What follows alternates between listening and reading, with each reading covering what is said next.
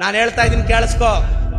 ಈ ಕ್ರೌಡ್ ಅಲ್ಲಿರೋ ಎಲ್ಲಾ ಹುಡುಗರಿಗೂ ಹೇಳ್ತಾ ಇದ್ದೀನಿ, ಭಯ ಏನಾದ್ರೂ ಬಿದ್ರೆ ರಾಜಕಾರಣಕ್ಕೆ ಬರಬೇಡ. ಸಿದ್ದು ಎದುರು ಪ್ರದೀಪ್ ಈಶ್ವರ್ ಕಣ್ಣೀರು. ಚಪ್ಪಲಿ ಎಸೆತ ಪ್ರಕರಣದ ಬಗ್ಗೆ ಇಂಚಿಂಚು ಮಾಹಿತಿ. ನಮಸ್ಕಾರ ಸ್ನೇಹಿತರೆ. ಪ್ರದೀಪ್ ಈಶ್ವರ್ಗೆ ಮುಖ್ಯಮಂತ್ರಿ ಡಿಕೆ ಶಿವಕುಮಾರ್ ಸರಿಯಾಗಿ ಕ್ಲಾಸ್ ತೆಗೆದುಕೊಂಡಿದ್ದಾರೆ. ಮೊದಲು ಹುಚ್ಚನಂತೆ ಆಡೋದು ನಿಲ್ಲಿಸೋ, ಇಲ್ಲವಾದಲ್ಲಿ ಪಕ್ಷದಿಂದ ಆಚೆಗೆ ಹಾಕಬೇಕಾಗುತ್ತೆ ಎಂದು ವಾರ್ನಿಂಗ್ ಅನ್ನ ಕೊಟ್ಟಿದ್ದಾರೆ. ಅಸಲಿಗೆ ಪ್ರದೀಪ್ ಈಶ್ವರ್ ಮೇಲೆ ಡಿಕೆ ಶಿವಕುಮಾರ್ ಇಷ್ಟೊಂದು ಗರಂ ಆಗಿರೋದು ಯಾಕೆ? ಸಿದ್ದರಾಮಯ್ಯನವರ ಮುಂದೆ ಕಣ್ಣೀರು ಹಾಕಿದ್ದೇ ಇವೆಲ್ಲದಕ್ಕೂ ಕಾರಣವಾಯ್ತಾ? ಇನ್ನು ನಿನ್ನೆ ಚಾಲೆಂಜ್ ಹಾಕಿದ ಪ್ರದೀಪ್ ಈಶ್ವರ್ ಈಗ ಉಲ್ಟಾ ಹೊಡೆದು ಕಣ್ಣೀರು ಹಾಕ್ತಿರೋದು ಯಾಕೆ? ಅಷ್ಟೇ ಅಲ್ಲದೆ ರಾಹುಲ್ ಗಾಂಧಿ ಅವರು ಕೂಡ ಪ್ರದೀಪ್ ಈಶ್ವರ್ಗೆ ಸರಿಯಾಗಿ ಉಗಿದು ಉಪ್ಪಿನಕಾಯಿ ಹಾಕಿದ್ದಾರೆ. ಆ ಎಲ್ಲ ವಿವರವನ್ನು ನೋಡುವ ಮುನ್ನ, ವಿದ್ಯಾವಂತನಾಗಿ ಸಾವಿರಾರು ಮಕ್ಕಳಿಗೆ ಪಾಠ ಹೇಳುವ ಪ್ರದೀಪ್ ಈಶ್ವರ್ ಈ ರೀತಿ ಜಾತಿ ಕಾರ್ಡ್ ಪ್ಲೇ ಮಾಡೋದು, ನಾನೊಬ್ಬ OBC ಅಂತ ನಾಟಕ ಆಡ್ತಿರೋದು ತಪ್ಪು ಅಂತ ನಿಮ್ಗೂ ಕೂಡ ಅನ್ಸಿದ್ರೆ ಈ ವಿಡಿಯೋವನ್ನ ತಪ್ಪದೇ ಲೈಕ್ ಮಾಡಿ ಸ್ನೇಹಿತರೆ. ಹಾಗೂ ನಿಮಗೇನನ್ಸುತ್ತೆ?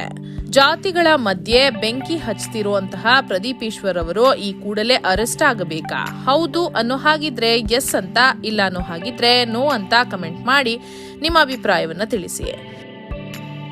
ಸ್ನೇಹಿತರೆ, ಇತ್ತೀಚೆಗೆ ಕೆಂಪೇಗೌಡರ ಜಯಂತಿಯಂದು ನಡೆದ ಸಭೆಯಲ್ಲಿ ದೊಡ್ಡ ಗದ್ದಲ ಸೃಷ್ಟಿಯಾಗಿತ್ತು. ಇದಾದ ಬಳಿಕ ಪ್ರದೀಪ್ ಈಶ್ವರ್ಗೆ ಜನರು ರೊಚ್ಚಿಗೆದ್ದು ಚಪ್ಪಲಿ ಎಸೆದಿದ್ದಾರೆ. ಅಷ್ಟೇ ಅಲ್ಲದೆ ಹುಚ್ಚ ಅಂತ ನಿಂದಿಸಿದ್ದಾರೆ. ಈಗ ಆ ಚಪ್ಪಲಿ ಎಸೆದಿರೋರನ್ನ ಅರೆಸ್ಟ್ ಕೂಡ ಮಾಡಲಾಗಿದೆ.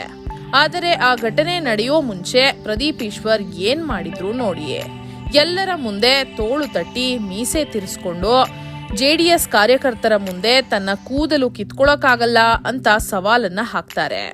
ಒಬ್ಬ MLA ಆಗಿದ್ಕೊಂಡು ಯಾವ ರೀತಿ ಪಬ್ಲಿಕ್ ನಲ್ಲಿ ಬಿಹೇವ್ ಮಾಡಬೇಕು ಅಂತ ಈ ಪ್ರದೀಪ್ ಈಶ್ವರ್ಗೆ ಗೊತ್ತಿಲ್ಲ ಅಂತ ಕಾಣಿಸುತ್ತೆ.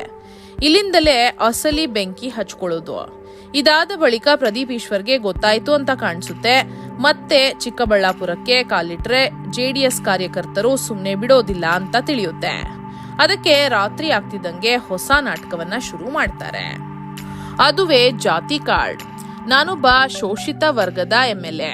ಕುಮಾರಸ್ವಾಮಿಯವರ ಚೇಲಾಗಳು OBC ಹುಡುಗನನ್ನ ಅವಮಾನ ಮಾಡಿದ್ದಾರೆ. ಕುಮಾರಸ್ವಾಮಿ ಹಾಗೂ JDS OBC ವರ್ಗದ ವಿರುದ್ಧವಾಗಿದ್ದಾರೆ ಅಂತೆಲ್ಲ ನಾಟಕವಾಡೋಕೆ ಶುರು ಮಾಡ್ತಾರೆ. ಇಷ್ಟೆಲ್ಲ ಆದ್ಮೇಲೂ ಕೂಡ ಈ ಪ್ರದೀಪ್ ಈಶ್ವರ್ ಮತ್ತೆ ಸುಮ್ಮನೆ ಆಗೋದಿಲ್ಲ. ಕುಮಾರಸ್ವಾಮಿಯವರೇ, ನೀವ್ ನನ್ ಕೂದಲು ಕಿತ್ಕೊಳ್ಳೋಕ್ಕಾಗಲ್ಲ ಅಂತ ಮತ್ತೆ ಬಿಲ್ಡಪ್ ಅನ್ನ ಕೊಡ್ತಾರೆ. ಇದಾದ ಬಳಿಕ ಯಾವಾಗ ಕಾಂಗ್ರೆಸ್ನಿಂದಲೇ ಪ್ರದೀಪ್ ಈಶ್ವರ್ಗೆ ವಿರೋಧ ಶುರುವಾಯಿತೋ, ಇವತ್ತು ಮತ್ತೆ ಹೊಸ ನಾಟಕವನ್ನ ಶುರು ಮಾಡಿದ್ದಾರೆ. ಸ್ನೇಹಿತರೆ, ಮಾಧ್ಯಮದವರು DK ಶಿವಕುಮಾರ್ ಅವರನ್ನ ಪ್ರದೀಪ್ ಈಶ್ವರ್ ಅವರ ಚಪ್ಪಲಿ ವಿಚಾರದ ಬಗ್ಗೆ ಕೇಳಿದಾಗ DK ಶಿವಕುಮಾರ್ ಅವರು ಏನೂ ಕೂಡ ಮಾತನಾಡದೆ ಹೊರಟು ಹೋಗಿದ್ದಾರೆ. ಸ್ನೇಹಿತರೆ, ಪ್ರದೀಪ್ ಈಶ್ವರ್ ಅವರು ಆಡಿರುವಂತಹ ಈ ಮಾತುಗಳು ಕಾಂಗ್ರೆಸ್ಗೆ ಲಾಭ ಆಗೋದಿಲ್ಲ, ಬದಲಿಗೆ ಸಿಕ್ಕಾಪಟ್ಟೆ ಡ್ಯಾಮೇಜ್ ಆಗುತ್ತೆ. ಯಾಕಪ್ಪ ಅಂತಂದ್ರೆ ಹಳೆ ಮೈಸೂರು ಭಾಗದಲ್ಲಿ ಕುಮಾರಸ್ವಾಮಿ ಅವರಿಗೆ ಹಾಗೂ JDSಗೆ ಇರುವಂತಹ ಬೆಂಬಲ ನಿಮ್ಗೆಲ್ಲ ಗೊತ್ತೇ ಇದೆ. ಈಗೇನಾದ್ರೂ DK ಶಿವಕುಮಾರ್ ಪ್ರದೀಪ್ ಈಶ್ವರ್ಗೆ ಬೆಂಬಲವನ್ನ ಕೊಟ್ರೆ ಮುಂದಿನ ಚುನಾವಣೆಯಲ್ಲಿ ಕಾಂಗ್ರೆಸ್ಗೆ ಒಕ್ಕಲಿಗ ಮತಗಳು ಬರುವುದಿಲ್ಲ. ಅದಕ್ಕಾಗಿನೇ ಖುದ್ದು DK ಶಿವಕುಮಾರ್ ಅವರೇ ಪ್ರದೀಪ್ ಈಶ್ವರ್ಗೆ ಕರೆ ಮಾಡಿ, ನೀನು ಬಾಯಿ ಮುಚ್ಕೊಂಡಿರ್ಬೇಕು, ಮೀಡಿಯಾ ಮುಂದೆ ಬಿಲ್ಡಪ್ ತೆಗೆದುಕೊಳ್ಳೋಕೆ ಏನೇನೋ ಮಾತನಾಡಬಾರ್ದು, ಮತ್ತೆ ಇದೇ ರೀತಿ ಮಾತನಾಡಿದ್ರೆ ಪಕ್ಷದಿಂದಲೇ ಕಿತ್ತಾಕ್ತೀವಿ, ಹುಷಾರ್ ಅಂತ ಖುದ್ದು DK ಶಿವಕುಮಾರೇ ವಾರ್ನಿಂಗ್ ಅನ್ನ ಕೊಟ್ಟಿದ್ದಾರೆ. ಅದಕ್ಕಾಗಿ ಪ್ರದೀಪ್ ಈಶ್ವರ್ ಮಾಜಿ ಮುಖ್ಯಮಂತ್ರಿ ಸಿದ್ದರಾಮಯ್ಯನವರ ಮನೆಗೆ ನಿನ್ನೆ ಹೋಗಿ ಅವರ ಮುಂದೆ ಗೊಳೋ ಅಂತ ಕಣ್ಣೀರು ಹಾಕಿದ್ದಾರೆ. ಯಾಕಂತಂದ್ರೆ ಪ್ರದೀಪ್ ಈಶ್ವರ್ಗೆ ಚಪ್ಪಲಿ ಎಸೆದಿರುವಂತಹ ವಿಚಾರಕ್ಕೆ ಕಾಂಗ್ರೆಸ್ನಲ್ಲಿ ಯಾರೂ ಕೂಡ ಕ್ಯಾರೆ ಅಂತಿಲ್ಲ. ಅದಕ್ಕಾಗಿ ಪ್ರದೀಪ್ ಈಶ್ವರ್ ತಾನು ಮಾಡಿರುವ ಎಡವಟ್ಟನ್ನ ಅರ್ಥ ಮಾಡಿಕೊಂಡು ಈಗ ಸಿದ್ದರಾಮಯ್ಯನವರ ಬಳಿ ಹೋಗಿ ನಾಟಕ ಶುರು ಮಾಡ್ಕೊಂಡಿದ್ದಾರೆ. ಸ್ನೇಹಿತರೆ, ಪ್ರದೀಪ್ ಈಶ್ವರ್ ಅವರು ಇದೆಲ್ಲ ಮಾಡೋದಕ್ಕೆ ಒಂದು ಕಾರಣ ಇದೆ. ಅದೇನಪ್ಪಾ ಅಂತಂದ್ರೆ, ಈಗ DK ಶಿವಕುಮಾರ್ ಸಂಪುಟದಲ್ಲಿ 14 ಜನ ಮಂತ್ರಿಗಳು ಮಾತ್ರ ಇದ್ದಾರೆ. ಇನ್ನು 22 ಹೊಸ ಮಂತ್ರಿಗಳು ಸಂಪುಟ ಸೇರಲಿದ್ದಾರೆ. ಅದರಲ್ಲಿ 2 ಯುವ ನಾಯಕರಿಗೆ ಮಂತ್ರಿ ಸ್ಥಾನ ಸಿಗಲಿದೆ. ಅದರಲ್ಲಿ ತಾನು ಒಬ್ಬ ಮಂತ್ರಿ ಆಗ್ಲೇಬೇಕು ಅಂತ ಪ್ರದೀಪ್ ಈಶ್ವರ್ ಅವರು ಈ ಗೇಮ್ ಪ್ಲಾನ್ ಶುರು ಮಾಡಿದ್ದಾರೆ. ಸ್ನೇಹಿತರೆ, ಕಾಂಗ್ರೆಸ್ನಲ್ಲಿ ಒಂದು ಚಾಳಿ ಇದೆ. ನೀವೇನಾದ್ರೂ ದೊಡ್ಡ ಪೊಸಿಷನ್ಗೆ ಹೋಗ್ಬೇಕಾದ್ರೆ ಅಥವಾ ಮಿನಿಸ್ಟರ್ ಆಗ್ಬೇಕಾದ್ರೆ ಮೋದಿ ಅವರನ್ನ ಬೈತಾ ಇರಬೇಕು. ಉದಾಹರಣೆಗೆ ಇತ್ತೀಚೆಗೆ ಬಿಕೆ ಹರಿಪ್ರಸಾದ್ ರವರು ಮೋದಿ ಅವರನ್ನ ಏಕವಚನದಲ್ಲಿ ಬೈಯೋದು, ಇಟಲಿ ಪ್ರಧಾನಿ ಮೆಲೋನಿ ಅವರೊಂದಿಗೆ ಹೋಲಿಸಿ ಮಾತನಾಡೋದು ಎಲ್ಲವನ್ನ ಜೋರಾಗಿ ಮಾಡಿದ್ರು. ಅದಕ್ಕೆ ಅವರು ಒಂದು MLA ಅಲ್ಲ, ಪಂಚಾಯಿತಿ ಚುನಾವಣೆನೇ ಗೆದ್ದಿಲ್ಲ.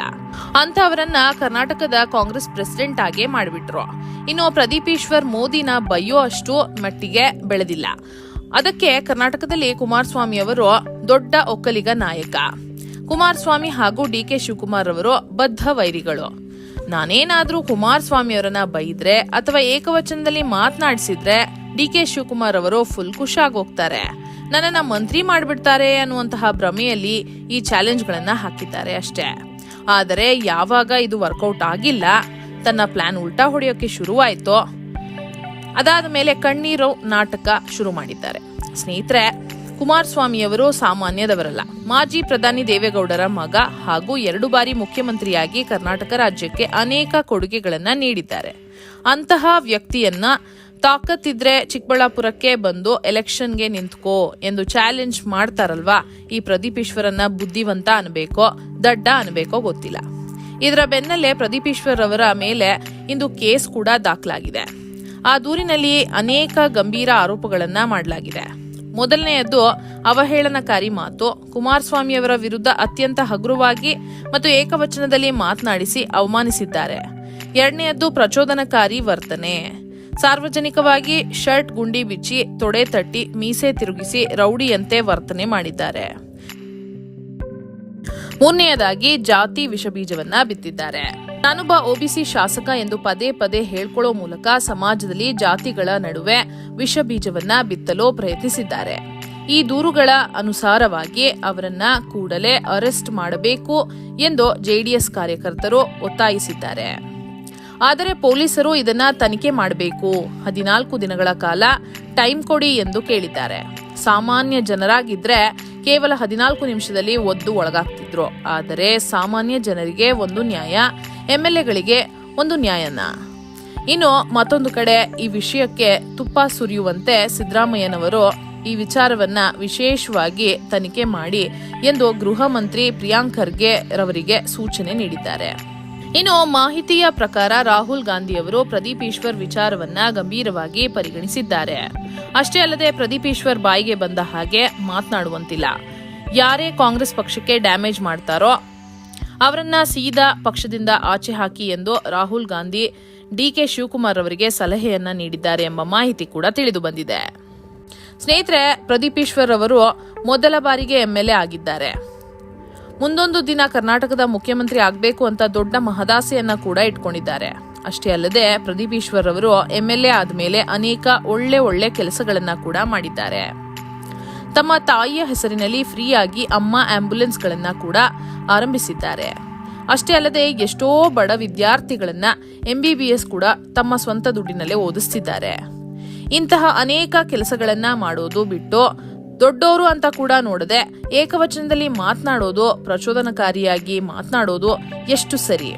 ಇನ್ನಾದರೂ ಪ್ರದೀಪ್ ಈಶ್ವರ್ ಅವರು ತಗ್ಗಿ ಬಗ್ಗಿ ನಡೆಯಲಿ, ಮಾತು ಕಡಿಮೆ ಮಾಡಿ ತಮ್ಮ ಕೆಲಸಗಳ ಮೂಲಕ ಪ್ರಸಿದ್ಧಿಯಾಗಲಿ ಎಂಬುದೇ ನಮ್ಮ ಉದ್ದೇಶ ಕೂಡ ಹೌದು. ಇನ್ನು ನಿಮ್ಗೇನನ್ಸುತ್ತೆ ಸ್ನೇಹಿತರೆ, ಪ್ರದೀಪ್ ಈಶ್ವರ್ರನ್ನ ಈ ವಿಚಾರದಲ್ಲಿ ಕ್ಷಮಿಸಿ ಬಿಡಬೇಕಾ? ನಿಮ್ಮ ಅನಿಸಿಕೆ ಅಭಿಪ್ರಾಯಗಳನ್ನ ದಯವಿಟ್ಟು ಕಮೆಂಟ್ ಮಾಡೋದನ್ನ ಮಾತ್ರ ಮರಿಬೇಡಿ. ಹಾಗೆ ಈ ವಿಡಿಯೋವನ್ನ ತಪ್ಪದೇ ಎಲ್ಲರಿಗೂ ಶೇರ್ ಮಾಡಿ. ಧನ್ಯವಾದಗಳು.